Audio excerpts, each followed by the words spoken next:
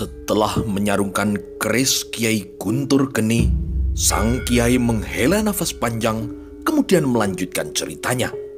Wajahnya kini terlihat sangat muram mengingat kejadian belasan tahun silam.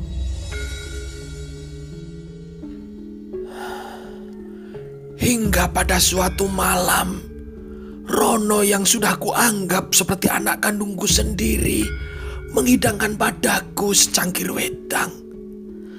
Aku yang sangat menyayangi dan mempercayai muridku itu tidak menaruh curiga apapun. Namun setelah aku meminumnya, kepalaku terasa pusing, nafasku juga sesak, sekujur tubuhku langsung lemah. Dengan pandangan mataku yang sudah mulai mengabur, aku melihat Rono mengambil peti tempat aku menyimpan keris Kiai Guntur Geni. Rupanya ia hendak mengambil keris itu dan membawanya kabur, Nger. Namun beruntung, ternyata keris pusaka tersebut tidak berkenan memilih Rono menjadi tuannya. Rono terus saja berusaha memegang keris itu sambil mengerahkan seluruh tenaga dalamnya. Namun, keris itu tetap menolaknya, sehingga Rono tidak bisa mengambil keris itu dalam peti ini. Namun Rono juga tidak kehilangan akal. Dia tetap bernafsu untuk memiliki keris ini. Dia pun kembali menutup peti ini dan hendak membawa pergi beserta isinya. Dengan seluruh sisa tenagaku, aku berhasil memberinya satu pukulan Raja Songgolangit lalu merebut peti ini, Nger. Namun Rono masih selamat karena selain ia memiliki tenaga dalam yang tinggi, aku juga sedang terluka parah akibat racun dalam wedang itu. Kemudian dengan terluka, Rono kemudian melarikan diri dari hadapanku. Waktu terus bergulir. Beberapa tahun telah berlalu semenjak kepergian Rono dari hadapanku. Aku kemudian memutuskan untuk turun gunung guna mengunjungi kerabat Selo yang sudah lama tidak aku temui. Ya, aku mengunjungi kakek dan ramamu, juga Ki Pemanahan dan Ki Jurumertani. Namun di sepanjang perjalanan, aku mendengar berita-berita miring tentang sepak terjang Rono Tikusilo. Begitu turun gunung, segala ilmu yang telah kuberikan kepadanya dipakai untuk melakukan perbuatan jahat. Dia membuat keonaran di mana-mana. Dia menjadi seorang kepala perampok, tukang peras, bahkan menculik perempuan-perempuan. Menurutku, kini umurnya yang sudah tidak muda lagi, namun tidak memberikan keinsafan pada dirinya. Kejahatannya akhir-akhir ini semakin menjadi-jadi. Sudah melewati batas, Nger. Dia telah menjadi pemimpin kelompok perampok kelelawar hitam. Dalam melakukan semua aksinya, dia selalu menutupi wajahnya dengan sebuah topeng, sehingga ia lebih dikenal dengan nama si topeng setan. Ironisnya, dia menjadi perampok dan pembunuh, sama seperti orang yang telah membantai keluarganya. Ki Suryo Ngalam kemudian menutup ceritanya dengan helaan nafas panjang. Sementara Surotipo hanya diam terduduk dan merenung. Ternyata pembantai keluarganya adalah kakak seperguruannya sendiri. Ki Suryo Ngalam kemudian menatap Surotipo dengan tatapan kasih sayang. Syukur alhamdulillah, Nger. Gusti Allah telah mempertemukan kita. Hingga aku kini merasa yakin dan berkewajiban untuk menurunkan seluruh ilmuku padamu. Nah, sekarang semua cerita tentang Rono Tikusilo, si hantu kelelawar hitam, telah aku ceritakan padamu, Ger. Seluruh ilmuku juga sudah aku turunkan padamu. Dan hari ini adalah hari penghabisan kau berada di sini, Ger Suratipo. Suratipo terkejut mendengarnya. Eyang, apakah Eyang hendak mengusir aku? Tanya Suratipo. Suratipo seolah baru teringat bahwa kini ia telah menjadi sebatang kara. Kedua orang tua dan adiknya sudah lama meninggal dunia. Kekasih hatinya, yaitu Retno Jumini, juga lenyap entah kemana. Dan entah pula bagaimana nasibnya sekarang. Hanya Ki Suryo Ngalamlah yang kini ia anggap sebagai sanak saudara sekaligus sebagai romonya. Ki Suryo Ngalam menyeringai. Si kakek yang kesaktiannya sempat menggegerkan dunia persilatan puluhan tahun silam itu menatap Suratipo dengan tatapan yang sangat lembut, bagaikan tatapan seorang romo kepada putranya. Ger, kenapa kau terkejut? Seyogyanya kau tidak perlu terkejut, Ger. Di dunia ini selalu ada waktu bertemu, namun selalu ada pula waktu untuk berpisah. Waktu datang dan pergi. Dan kini aku telah selesai dengan kewajibanku untuk memberikan segala macam ilmu kepadamu. Dan kau juga sudah selesai dengan kewajibanmu, Ger, yaitu menuntut dan mempelajari ilmu itu dariku. Ger Suratipo, ingat hal ini. Hal seperti inilah yang akan mengingatkanmu untuk dapat bersikap ikhlas. Ikhlas menerima suatu perpisahan yang pasti akan terjadi, Ger. Suratipo mengangguk. Ia setuju dengan petuah dari gurunya itu, meskipun tetap ada rasa sakit di dalam hatinya. Baik, Eyang. Sang kiai kemudian mengelus-elus janggutnya, matanya menyipit memperhatikan muridnya itu. Ger Suratipo, aku mempunyai tugas yang aku amanatkan kepadamu setelah engkau turun gunung nanti, Ger. Apa itu, Eyang? Sebisa saya akan melaksanakannya dengan baik, Eyang. Jawab Suratipo yang sudah dapat menebak bahwa tugasnya adalah untuk mencari Rono Tikus Silo. Tugasmu adalah mengabdikan diri pada kerabat Selo di Mataram, Ger. Selain dahulu aku pernah berjanji pada Adi Pemanahan untuk menggembleng seorang murid guna menggantikan diriku yang sudah udur ini untuk mengabdi di Mataram, kau juga berkewajiban untuk menggantikan tugas ramamu sebagai seorang kesatria Selo yang bertugas untuk mendampingi keluarga Ki Pemanahan. Di luar dugaan sang murid, ternyata tugasnya adalah untuk mengabdi menjadi prajurit di Mataram. Namun Suratipo tetap mengangguk. Ia paham dengan tugasnya untuk mengabdi di Mataram. Namun bagaimana ia bisa mencari Rono Tikus Silo serta kelompok kelelawar hitam bila ia kemudian mengabdi menjadi prajurit Mataram? Ger Suratipo, aku paham bahwa nanti segera setelah kau turun gunung, kau ingin segera mencari saudara seperguruanmu untuk membalaskan dendam. Namun ingat, Ger, aku melarangmu untuk melakukan perbuatan itu. Ingat itu, Ger. Suratipo terkejut mendengar ucapan dari gurunya itu. Apa maksud Eyang? Bukankah ia juga seorang murid yang durhaka bagi Eyang? Benar, Suratipo. Namun karena membalas dendam itu adalah perbuatan dosa, maka aku tidak mau kau melakukannya, Ger. Selain itu, apabila engkau menjadikan dendam sebagai tujuanmu hidup, itu akan sangat berbahaya. Kau akan terus diperbudak oleh hawa nafsu untuk membalas dendam selama hidupmu, sampai kau nanti berhasil membalaskan dendammu, Ger.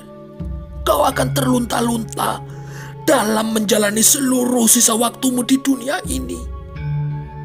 Dan bila nantinya engkau ternyata gagal dalam membalaskan dendammu, tentunya kau akan mati dalam keadaan terus membawa dendammu ke akhirat, Ger. Gusti Allah tidak akan pernah mengampuni umatnya yang meninggalkan dunia fana ini dengan masih membawa dendam ataupun kebencian. Suratipa mengangguk dengan lemas, sedangkan gurunya kini tersenyum menatap muridnya tersebut.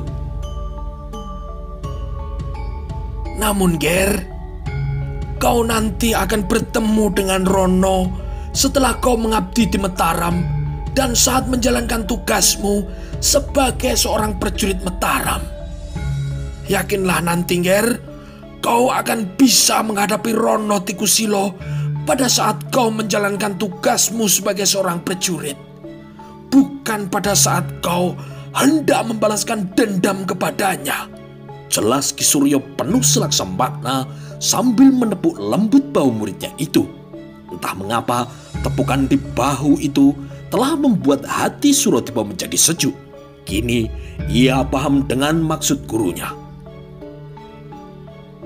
Ger Suratipa, tugasmu untuk mengabdi di Mataram akan sangat berat. Nantinya kau harus melaksanakan dengan sepenuh hati, Ger. Setelah berkata demikian, Ki Suryo Ngalam kemudian menutup matanya sebentar, seolah sedang merenungi apa yang tengah terjadi di dunia luar yang jauh dari kesunyian puncak Gunung Sindoro. Teringatlah kini ia pada Ki Pemanan dan yang lainnya yang sedang giat-giatnya membangun tanah Mataram. Aku berfirasat akan ada gejala yang kurang menyenangkan bakal terjadi, Ger. Terutama kalau kecemburuan Pajang terhadap Mataram terus ditanam hingga tumbuh subur.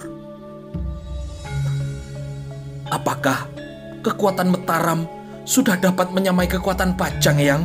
Tanya Suratipa. Ki Suryo Ngalam tertawa kecil mendengar pernyataan dari muridnya tersebut. Ger, Mataram itu hanya sebuah pedukuhan kecil. Namun menurut penglihatanku, dia menyimpan kekuatan yang sampai sekarang masih tersembunyi, Ger. Kekuatan apa, Yang? Tanya Suratipa yang sangat penasaran. Karena dari dulu almarhum ramanya juga mendengar cerita bahwa Sunan Griprapen pernah mengeluarkan satu wirayatnya bahwa kelak di Mataram akan terbit matahari perkasa yang akan bersinar sangat terang. Bahkan sinarnya akan meredupkan matahari di Pajang dan bersinar terik ke seluruh tanah di Jawa. Wibowo, Ger. Wibowo, jawab Ki Suryo Ngalam dengan menyiratkan sebuah kebanggaan. Pengaruh dan kecerdasan yang memancar dari wajah Angger Senopati, putra sulung Adi Pemanahan. Lanjut cerita Ki Suryo. Orang tua itu kemudian meneguk wetang yang telah dibuatkan oleh Suratipa. Kemudian ia pun kembali beranjak menceritakan ceritanya.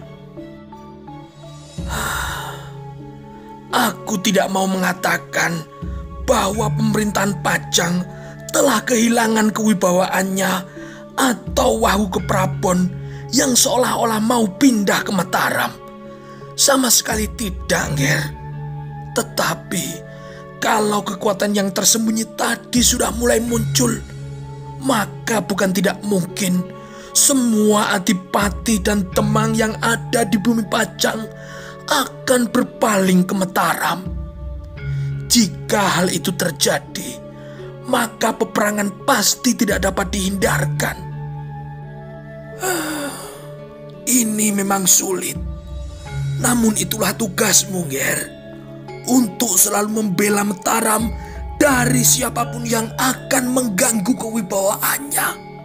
Suratipa mengangguk takzim pada perintah gurunya tersebut. Namun semoga saja tidak terjadi perang apapun. Sebab sekecil apapun peperangan itu akan selalu menyengsarakan rakyat, Nger. Pungkas Ki Suryo. Orang tua sakti penunggu puncak Gunung Sindoro itu kemudian meneguk lagi wetangnya sampai habis. Dalam hatinya ia terharu karena mungkin kali inilah ia bisa menikmati wetang buatan dari Suratipa. Setelah menghela nafasnya, ia kemudian mengambil peti yang berisi keris Kiai Guntur Geni dan kemudian mengajak Suratipa untuk keluar. Setelah sampai di halaman, Ki Suryo Ngalam kemudian menyuruh Suratipa. Ger Suratipa, sekarang coba kau lemparkan batu itu ke atas. Perintah Ki Suryo sambil menunjuk sebongkah batu raksasa sebesar pelukan 2 orang dewasa. Suratipa mengangguk. Kemudian dengan tenaga dalamnya ia melemparkan batu raksasa tersebut ke angkasa. Ki Suryo Ngalam kemudian menghunus keris pusaka Kiai Guntur Geni dan kemudian menyabetkannya ke udara.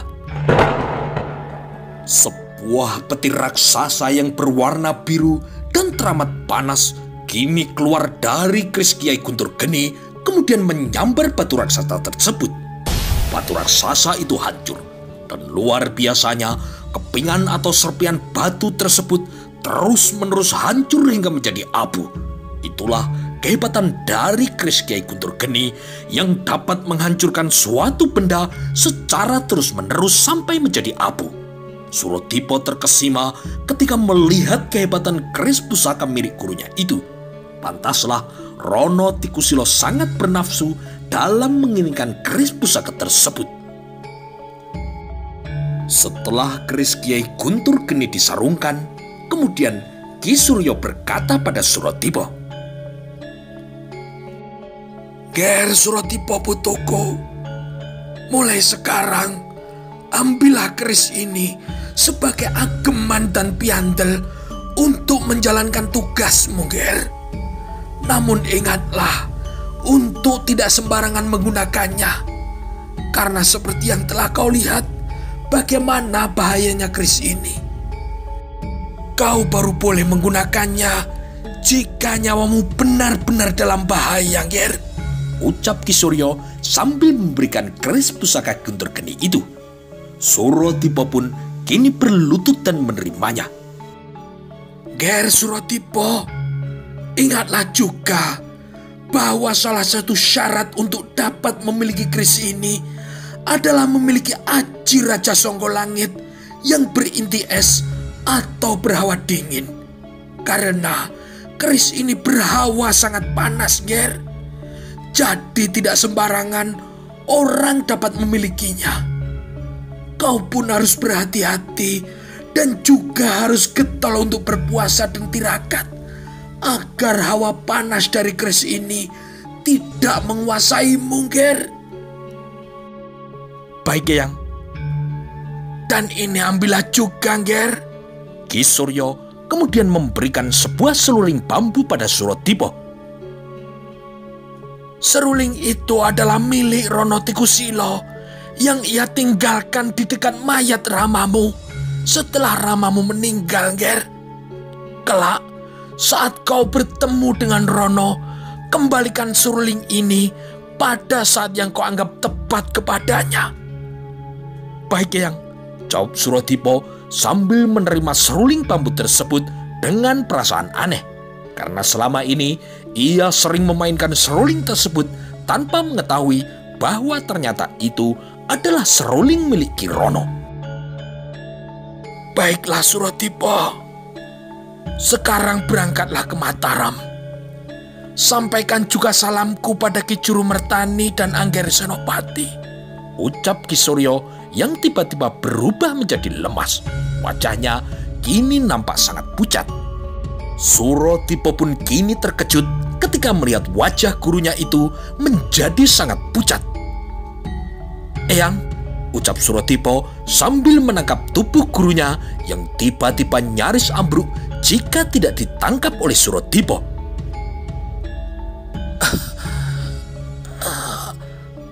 Aku hanya sangat letih, Ger.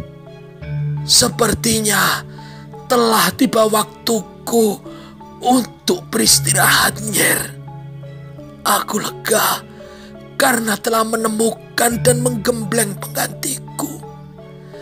Aku lega karena telah menyelesaikan tugasku, Ger, ucap Ki Suryo. Eyang, waktuku sudah tiba, Ger.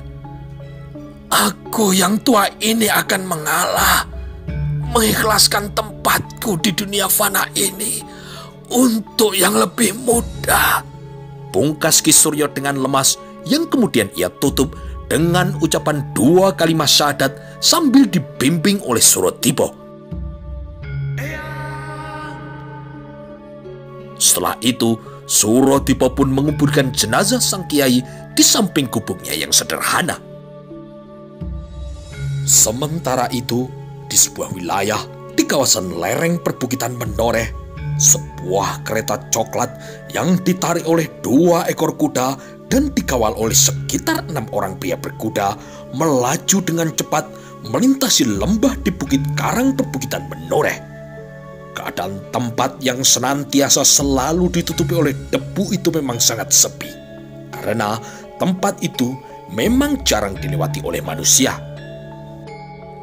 6 orang pengawal yang terpercaya mengawal kereta ini, 2 di depan, 2 di samping, masing-masing 1 di kiri dan kanan, 2 di belakang, dan mereka semua memasang kewaspadaan tinggi karena harus melintasi lembah tersebut dan dengan cepat namun berhati-hati. Dilihatnya dari bentuk serta jenis kereta kuda tersebut, nampaklah mereka adalah seorang pedagang bersama dengan keluarganya yang dikawal oleh para pendekar bayaran.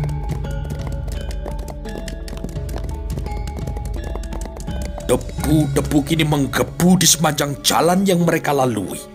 Setelah sekitar 2 jam perjalanan meninggalkan wilayah Mataram, jalan yang ditempuh kini mulai banyak lubang-lubang dan batu-batu. Sang kusir kini mulai memperlambat jalan keretanya ketika mereka mulai menyusuri tepi sebuah kali kecil yang berair jernih.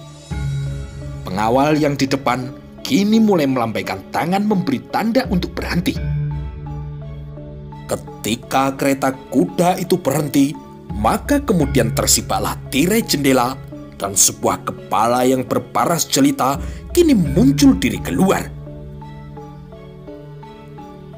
"Ada apa berhenti?"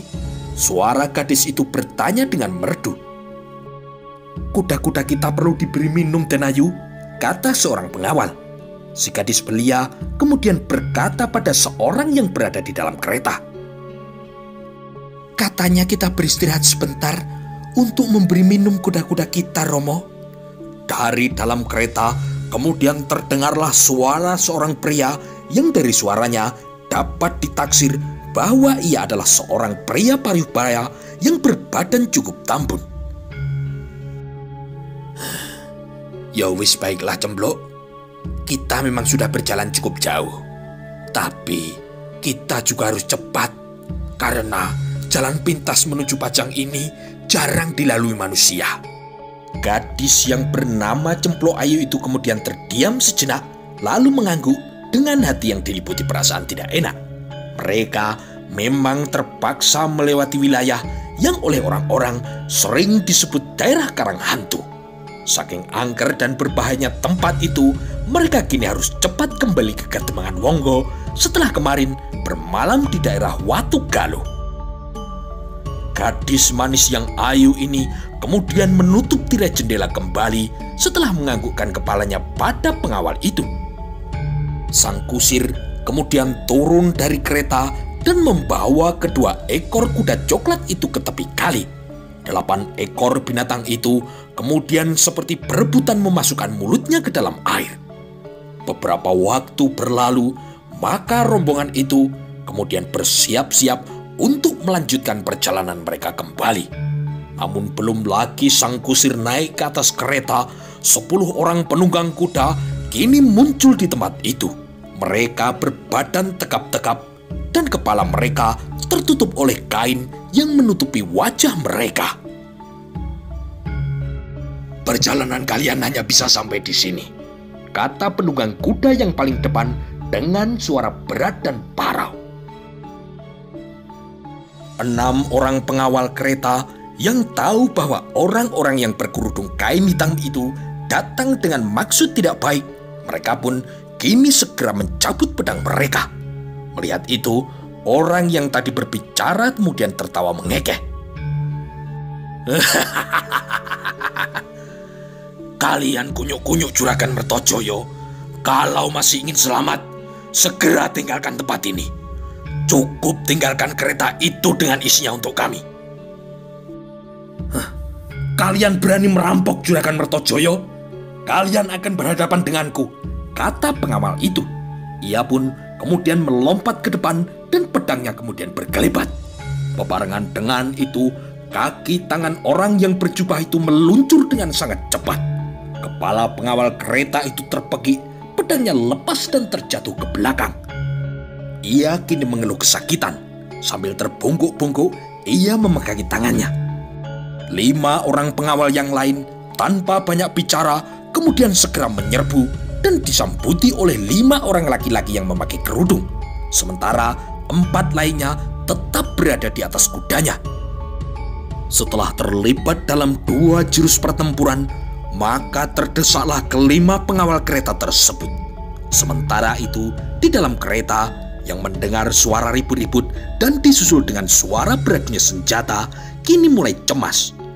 Cempluk dan Juragan Mertojoyo kini mulai menyingkapkan tirai jendela. Dia terkejut ketika melihat sesosok tubuh yang berkerudung melangkah mendekati kereta mereka. "Duk Cempluk, Juragan Mertojoyo, kalian tidak usah cemas. Apa yang terjadi di sini hanya pertunjukan biasa saja. Monggo silakan turun," ucapnya dengan suara serak dan parau. "Kalian ini siapa?" tanya Juragan Mertojoyo. "Siapa kami itu tidak penting. Monggo silakan turun Juragan Mertojoyo," sentak si kerudung hitam. "Rampok-rampok biadab. Kalian tahu siapa aku ini, Segera tinggalkan tempat ini sebelum para pasukan Pajang datang menumpas kalian," ancam Juragan Mertojoyo. Lelaki berkerudung itu tertawa tergelak. "Siapa yang tidak kenal Juragan Mertojoyo dari Wonggo? Tuan tanah penjilat Sultan Pajang, pedagang curang yang sering melakukan segala cara demi keuntungannya sendiri." Dibukanya pintu kereta dan diulurkannya tangan kanannya untuk menarik Cempluk keluar dari dalam kereta.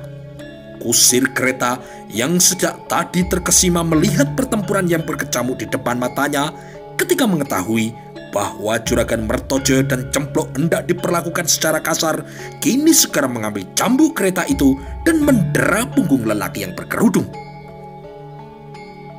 "Rampok laknat, berani mengganggu tuanku!" Dan cambuk itu mendera lagi beberapa kali. Laki-laki berkerudung itu memutar tubuhnya. Sekali dia gerakkan tangannya, maka berhasillah dia merampas cambuk itu.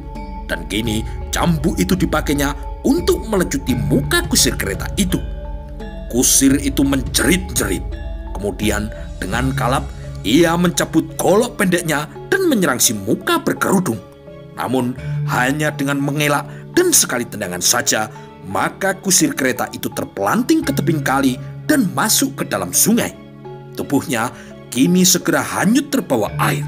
Tenggelam timbul karena sebelum jatuh ke dalam kali, tendangan laki-laki yang berkerudung itu telah membuatnya pingsan terlebih dahulu.